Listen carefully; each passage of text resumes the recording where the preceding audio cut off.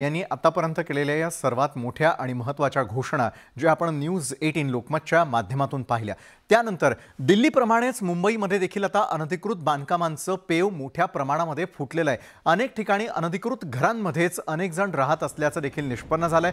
दिल्लीप्रमाणे मुंबईतल्या अवैध बांधकामांवरती लवकरात लवकर हातोडा पडणार का? नोएडातील बेकायदा बांधकामांचं टॉवर भुईसपाट करण्यात आलं आणि त्याप्रमाणे मुंबईतील बेकायदा बांधकामं ही भुईसपाट करणार का अशी चर्चा आता सुरू झालेली आहे। मुंबईमध्ये तब्बल 25,000 कुटुंब ओसी नसलेल्या इमारतींमध्ये राहत असल्याची धक्कादायक बाब समोर आलेली आहे। मुंबईमध्ये शेकडो इमारती या बेकायदेशीरपणे बांधण्यात आलेल्या आहेत। अनेक इमारतींना ओसी आणि सीसी मिळालेल्या नाहीयेत।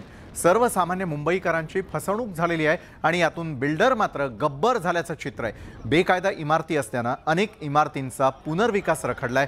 बिल्डर लॉबीला मुंबईच्या राज्यकर्त्यांनी नेहमीच राजाश्रय दिल्याच्या देखील चर्चा आत्ता रंगू लागल्यात।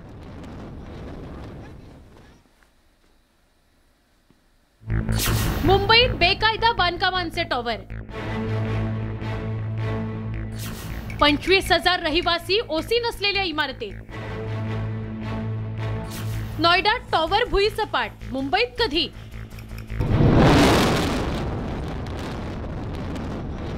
नोएडात बेकायदा उभारलेले गगनचुंबी टॉवर भुईसपाट करण्यात आले।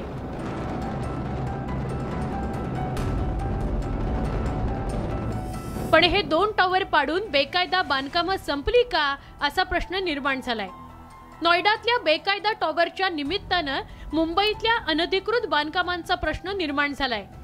जाणकारांच्या मते मुंबईत गेल्या काही वर्षात शेकडो बेकायदा इमारती उभ्या राहिल्या आहेत। अनेक इमारतींवर बेकायदा मजले चढवण्यात आलेत। जवळपास 25,000 मुंबईकर कुटुंब बेकायदा इमारतींमध्ये राहत आहेत। या संदर्भात कारवाईसाठी किरीट सोमय्या यांनी थेट मुख्यमंत्री आणि उपमुख्यमंत्र्यांकडे धाव घेतली आहे। महापालिकेचे भ्रष्ट अधिकारी, महापालिकेचे भ्रष्ट बिल्डर यांच्यावर कारवाई करा आणि 25,000हून अधिक मध्यमवर्गीय सदनिका धारक यांचा रक्षण करा अशी विनंती मी फडणवीस साहेब, शिंदे साहेबांना केली आहे। बेकायदा बांधकामांच्या निमित्तानं सोमय्यांच्या रडारवर माजी महापौर किशोरी पेडणेकर आले आहेत। पेडणेकरांवर त्यांनी पुन्हा गाळे बळकावल्याचा आरोप केलाय।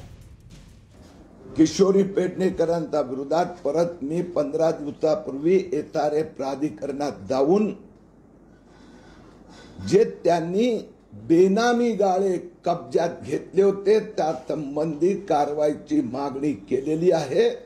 या आठवड्यात मी त्याचा परत पाठपुरावा करणार। बेकायदा बांधकामांमुळे शहर बकाल होत आहे, पण नोकरशहा आणि राजकारणी चिरीमिरीसाठी शहरांना विद्रूप करतायत। मुंबईचा बकालपणा दूर करण्यासाठी बेकायदा बांधकामांवर हातोडा पडलाच पाहिजे अशी मागणी मुंबईकरांकडून होतीये। तुषार रुपनवरसह bureau report, news 18 Lokmat, Mumbai. येत्या दिवाळीपर्यंत दापोलीमधील अनिल परब यांचं साई रिसॉर्ट हे पाडलं जाणार आहे। या संदर्भातली माहिती खुद्द या विरोधात आजपर्यंत आंदोलन करत असलेले किरीट सोमय्या यांनीच दिलेली आहे। तर या संदर्भातला आराखडा आता जिल्हाधिकाऱ्यांनी देखील जाहीर केल्याची माहिती कळते। दिवाळीपर्यंत आता साई रिसॉर्टवरती कारवाई होताना आपल्याला दिसून येईल। किरीट सोमय्या यांनीच या संदर्भातली माहिती दिली आहे। तर या पाडकामा संदर्भामध्ये जिल्हाधिकाऱ्यांनी आराखडा देखील आता जाहीर केलेला आहे। अनिल परबचे बेकायदेशीर ट्विन रिसॉर्ट पाडण्याचा आराखडा रत्नागिरी जिल्हाधिकाऱ्यांनी जाहीर केला। सार्वजनिक बांधकाम विभाग या संबंधी टेक्नॉलॉजी आणि टेंडरची प्रक्रिया लवकर पूर्ण करणार आणि मला विश्वास आहे पुढच्या दीपावलीपर्यंत महाविकास आघाडी सरकारचा घोटाळ्यांचं स्मारक जमीनदोस्त झालेला असेल। सर्वोच्च न्यायालयामध्ये अजूनही सुरू असलेला एकनाथ शिंदे विरुद्ध एका बाजूला उद्धव ठाकरे या गटा संदर्भामध्ये सुरू असलेला जो सिलसिला आहे तो येत्या 4 ते 5 वर्ष निकाली लागणार नाही अशा प्रकारचं वक्तव्य शिंदे गटाचे आमदार भरत गोगावले यांनी केलेलं आहे। त्यामुळे आता नव्या वादाला पुन्हा एकदा तोंड फुटलेलं आहे आणि निशाणी जी आहे ती आता शिंदे गटालाच मिळेल असा दावा देखील धनुष्यबाणासंदर्भामध्ये गोगावलेंनी केलेला आहे। तर कोर्टामधील सुनावणीवरती तारीख पे तारीख असा प्रकार सुरू असल्यानं शिवसेनेच्या गोटात अस्वस्थता आहे आणि त्यामुळे गोगावलेंच्या वक्तव्याचे राजकीय वर्तुळात अनेक अर्थ देखील आता काढले जाऊ लागलेत।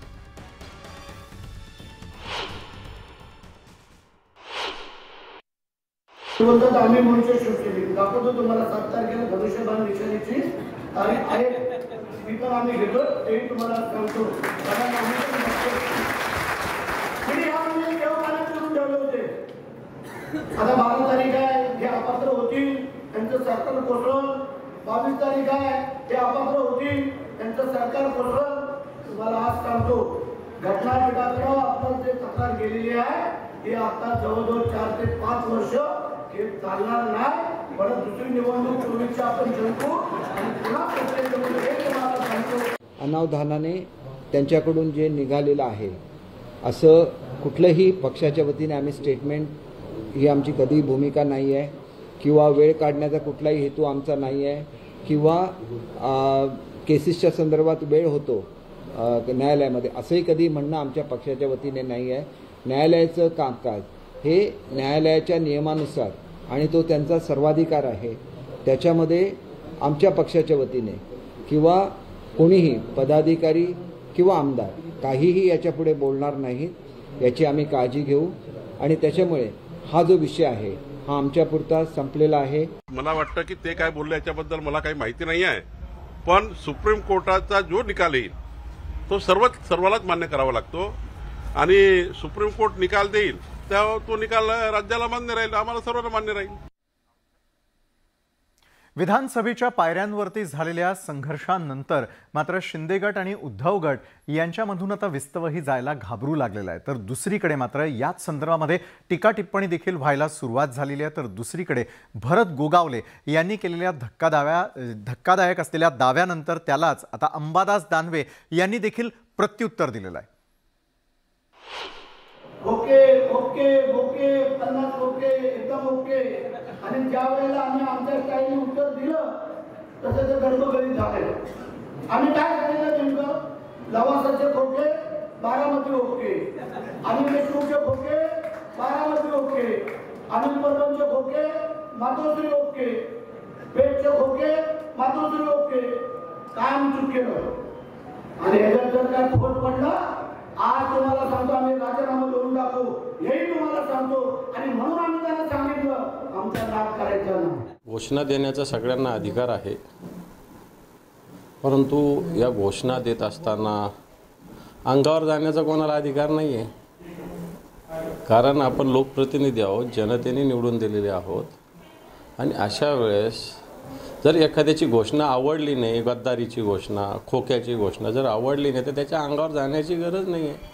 तुम्हाला जी घोषणा द्यायची ती विरोधात घोषणा द्यायला काही हरकत नव्हती। पण या अगोदर त्यांनी डिसाईड केलं होतं की आम्ही ठाकरे परिवारावर बोलणार नाही, परंतु आता त्या स्तरावर जायला लागले। मग तर सूर्यावर थुंकल्याने काय फरक पडत असतो। तर शिवसेना आणि संभाजी ब्रिगेड हे येत्या काळामध्ये एकत्रपणे आंदोलनं करताना आपल्याला पाहायला मिळतील। तर दुसरीकडे मनपा निवडणुकीच्या काळातही आपले कार्यकर्ते हे एकमेकांसोबतच काम करणार असल्याचा दावा देखील यावेळेला करण्यात आलेला आहे। भविष्यामध्ये आंदोलनात एकत्रितपणे सहभागी होणार आहोत। तर मनपा निवडणुकीतही युतीत लढणार आहे। शिवसेना आणि संभाजी ब्रिगेड यांनी युती केल्यानंतर आता दोन्ही पक्षांचे कार्यकर्ते एकत्र आलेले आहेत। तर आगामी काळात दोन्ही पक्षाचे कार्यकर्ते आंदोलनांमध्ये एकत्रितपणे सहभागी होणार असल्याचं संभाजी ब्रिगेडकडून सांगण्यात आलंय। तर येत्या मनपा निवडणुकीतही हे दोघे एकत्रच लढणार असल्याचं त्यांनी स्पष्ट केलंय। शहरामध्ये आज आम्ही एकत्र बसलोय। प्रत्येकाची ताकद प्रत्येक पक्षाची प्रत्येक प्रभागामध्ये कशी आहे याचं सादरीकरण आम्ही आमच्या वरिष्ठांकडे करू आणि वरिष्ठ त्याप्रमाणे त्या प्रकारचा निर्णय घेतील। त्याप्रमाणे आम्ही दोघंही एकत्रितपणे पुढच्या निवडणुकांना सामोरं जाऊ।